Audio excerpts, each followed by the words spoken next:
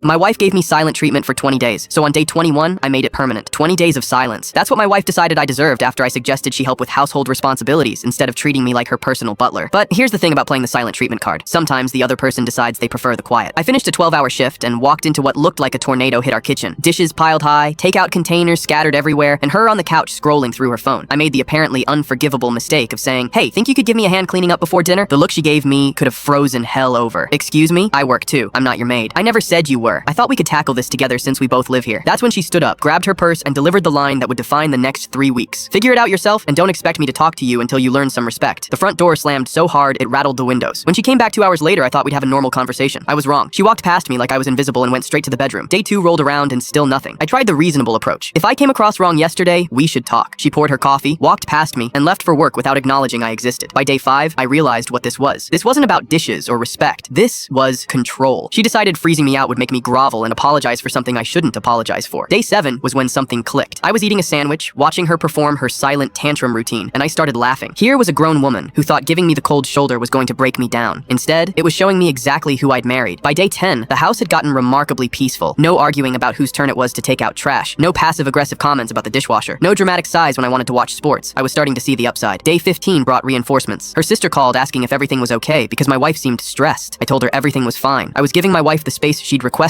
When her sister tried to dig deeper, I said she knows how to end this anytime she wants an adult conversation. But here's what she didn't realize during her tantrum. I was using this time to think about what my life had become and what I wanted it to be. Day 20 arrived with her pacing around like a caged animal, looking at me with this expression that screamed, "Aren't you going to do something?" But I was doing something. I was planning exactly what came next, because tomorrow was day 21, and she was going to try breaking her silence and pretending this episode never happened. Day 21 started exactly how I expected. She was going to walk into the kitchen with that carefully rehearsed, casual attitude, ready to graciously end my punishment and pretend the past 3 weeks never happened. Except I wasn't there for her performance. I'd left at 5:30 that morning, 2 hours before she got up. My overnight bag was in the car along with everything else I'd quietly moved out while she was performing her silent treatment. The beauty of someone giving you the silent treatment is they stop paying attention to anything you do. While she was slamming doors and huffing around, I was methodically removing my important documents. While she was posting cryptic social media quotes, I was transferring half our savings to an individual account. She probably stood in that kitchen for 10 minutes, waiting for me to respond. That's when she would have found the note I left on the bathroom mirror. Short and to the point. Silence is golden. Enjoy it forever. My phone started ringing around 8:30. I was already at my temporary place, having my first peaceful cup of coffee in 3 weeks. I let it go to voicemail. By noon, I had 17 missed calls. The voicemail started apologetic, then got frustrated, then turned angry. I saved every single one. After 20 days of treating me like I didn't exist, she expected me to be grateful for a casual conversation, like nothing happened. After 3 weeks of psychological manipulation, she thought I should jump at the chance to reconcile. 3 weeks later, she was served with divorce papers. The woman who thought silence was a weapon learned that sometimes the best response to manipulation is showing someone exactly what life looks like without you in it. And sometimes that life looks pretty good.